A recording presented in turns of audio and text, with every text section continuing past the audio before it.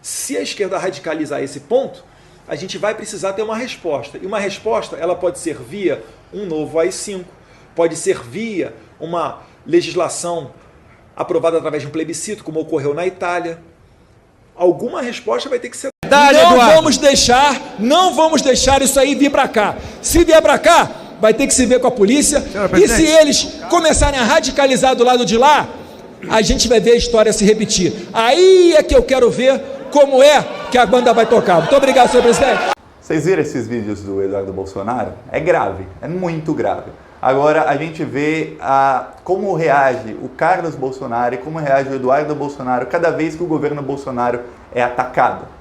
Agora vamos fazer uma coisa. Alguém acredita que quando o Bolsonaro cair, seja por impeachment, por cassação de chapa, ou seja em eleição, porque a gente sabe que o Bolsonaro não ganha mais eleição de ninguém, alguém acredita que eles vão aceitar deixar o poder? Que esses meninos são adultos, são marmanjões, que esses deslumbrados, eles são deslumbrados com o poder, que eles vão aceitar cair? Olha só, ontem o Felipe Neto discutiu com o Carlos Bolsonaro no Twitter. E o Carlos Bolsonaro terminou a discussão falando assim: um beijo e abraço na sua mãe. Para quem não sabe, a mãe do Felipe Neto se mudou do Rio de Janeiro para Portugal. Ela não queria, ela foi obrigada a se mudar para outro país porque ela estava recebendo ameaças de morte.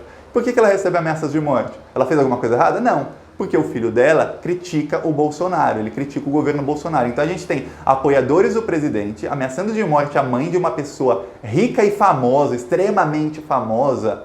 Quem não sabe, o Felipe Neto tem mais de 30 milhões de seguidores no YouTube. Ele tem quase 10 milhões de seguidores no Twitter. Ele é uma das pessoas mais famosas do país. Então a mãe de uma pessoa famosa sai do país ameaçada de morte por apoiadores do presidente da República. Isso é ditadura? Se fosse em outro país qualquer, fosse no Quênia, um país da África, você ouvisse disso, você diria: esse país deve estar numa ditadura. Ou não. Aí você tem o filho do presidente fazendo deboche com isso. Aí você pensa, ele está explicitamente, ele está debochando de uma pessoa que foi ameaçada por apoiadores do presidente. Quem está fazendo isso é o filho do presidente. Ou seja, ele está dando apoio a quem faz essas ameaças de morte, a pessoas, eu estou falando de uma pessoa rica e famosa, uma pessoa que tem condição de chegar hoje numa agência e comprar um carro à prova de bala para ele, para a mãe dele, e sair só com o carro à prova de bala. Não é uma pessoa comum, como eu, como você, pessoa famosa. Isso é uma ditadura ou não é? Alguém acredita que quando o Bolsonaro cair, eles vão cair em paz, vão falar assim: sofremos o impeachment, estamos saindo como a Dilma saiu, ou se for caçada a chapa, ou se perderem na eleição, vão falar: aceitamos a derrota, realmente perdemos a eleição, tchau, até a próxima, tentaremos voltar daqui a 4 anos. Alguém acredita? Alguém vê o Carlos Bolsonaro, consegue imaginar o Carlos Bolsonaro e o Eduardo Bolsonaro falando isso: perdemos a eleição, daqui 4 anos tentaremos novamente? Não. Então a gente está sim numa ditadura velada. Por que velada? Porque nós temos uma mídia covarde. E a mídia covarde tem chefes covardes, que são diretores de mídia, e tem jornalistas covardes. Hoje mesmo no UOL saiu o Josias, que sempre está na capa do UOL, estava na capa do UOL ele dizendo que o Bolsonaro se iguala a Lula no tratamento com a mídia. Eu nunca vi o Lula ameaçando caçar a concessão de ninguém. Eu nunca vi o Lula xingando a Globo em público. Eu nunca vi o Lula fazendo o que o Bolsonaro faz, mandando demitir jornalista aqui e ali, mandando demitir jornalista na Band, jornalista na Record. O Paulo Henrique Amorim, que faleceu de ataque cardíaco, ele foi demitido 2 semanas antes. Um dos motivos dele estar estressado e ter um ataque cardíaco é porque ele foi demitido da Record. Tiraram o programa dele que ele criou e que ele tinha 14 anos. Então, eu nunca vi o Lula fazer isso. E talvez tenha sido isso que faltou no PT. Aprende, PT. O PT foi acusado, e é acusado até hoje. Veja bem como esses picaretas da mídia, patifes da mídia, usando a palavra do Bolsonaro, patifaria é o que faz o UOL hoje, comparando o Lula ao Bolsonaro. Eles acusam até hoje o PT de ser extremista, de ser contra a mídia. Então por que o PT não fez? Porque se o PT fosse realmente extremista, como é acusado até hoje, não tinha golpe. O Lula não estava preso, o Lula era presidente até hoje. Se o PT fosse extremista, o Brasil estava bem melhor hoje. Não tinha reforma trabalhista, não tinha reforma da Previdência. O Brasil ainda seria a 6ª economia do mundo e estava perseguindo toda a oposição, como o Bolsonaro faz, e estava perseguindo todos esses canalhas que faziam tantas mentiras contra o PT. Se a Dilma, na hora que a Lava Jato começou a fazer vazamento ilegal, fizesse assim: olha, a Globo é canalice, são vazamentos ilegais e eu vou investigar quem está vazando porque dá 6 anos de prisão o vazamento ilegal. E fizesse uma devassa na Lava Jato, demitisse procuradores, acabasse com eles, não tinha golpe. Ah, mas a Dilma ia ser chamada de ditadora, não sei o quê. Mas não está sendo chamada até hoje? Estou vendo na capa do UOL. O UOL, para quem não sabe, é o site mais visitado do Brasil até hoje. Na capa, está ali dizendo Bolsonaro se iguala a Lula no trato com a imprensa. Até hoje, eu tive que ver o Luciano Huck, que é uma das pessoas mais famosas da Globo, dizendo em rede nacional, no programa dele, que o Haddad e o Bolsonaro são 2 extremos opostos. O Haddad é extremo?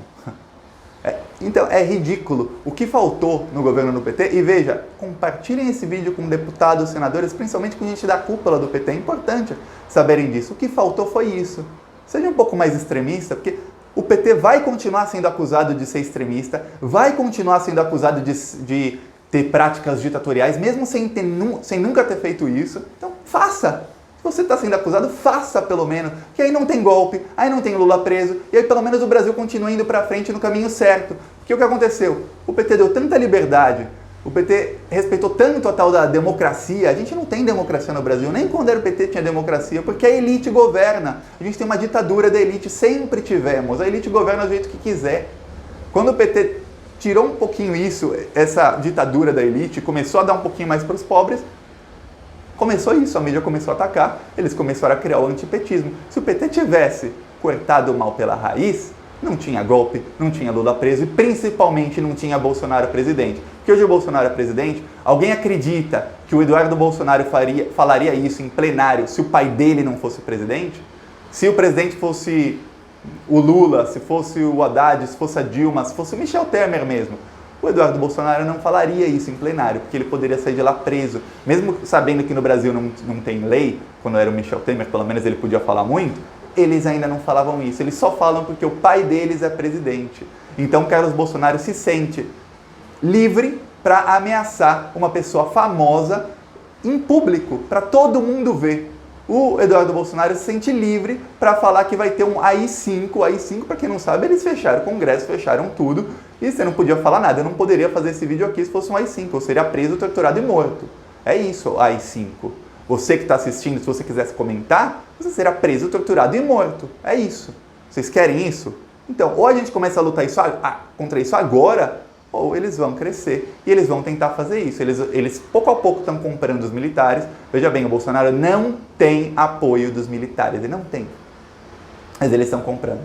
Eles estão comprando pouco a pouco, eles estão colocando militares em vários cargos, comprando com dinheiro público para que ele consiga esse apoio dos militares, mas eles ainda não têm. Então, ou a gente começa a denunciar agora, ou depois a gente vai se arrepender. E uma mensagem para o Felipe Neto. Felipe Neto, se você parar de falar de política, como o Carlos Bolsonaro quer, ele ganhou e você perdeu. É o que ele quer. Se você diminuir em 1% a sua luta, o Carlos Bolsonaro conseguiu exatamente o que ele queria. Ele te desestabilizou. E você, Felipe Neto, você não é um cidadão comum. Você pode lutar. Eu sei que custa muito. Eu também custa para mim muito lutar contra esse governo. Mas é necessário, porque senão vai piorar. E aí, daqui 5, 6, 10 anos, você, Felipe Neto, eu e quem não estiver lutando hoje, vai se arrepender e vai lembrar, lá em 2018, 2019, eu poderia ter lutado com mais forças, a gente não chegaria nessa situação aqui, que agora tá ruim. Então, hoje em 2019, nós somos felizes e não sabemos, talvez. Então, vamos lutar para derrubar esse governo o quanto antes, porque senão eles vão começar a mostrar as asinhas, eles estão colocando as asinhas de fora cada vez mais. E você vê que Rodrigo Maia não faz absolutamente nada, ele é o presidente da Câmara, ele pode assinar a qualquer momento um processo de impeachment e a Câmara aprova sim, porque o Bolsonaro não tem voto lá. Ele não tem. A Câmara dá o impeachment do Bolsonaro em 2 tempos. O Dias Toffoli do STF não faz nada, ontem bateram no carro dele, cercaram o carro dele, não faz nada, estão todos acovardados, estão todos levando o dinheiro deles, ou levando a parte deles, com salários gordos, salários altos, com vários cargos para distribuir para amigos, e estão assim, deixa, isso vai passar. Mas não vai. E depois eles mesmos vão se arrepender. Então, vamos lutar, gente. Vamos intensificar a luta, porque é agora ou nunca. É isso. Curte o vídeo, compartilhe, se inscreve no canal. Falou!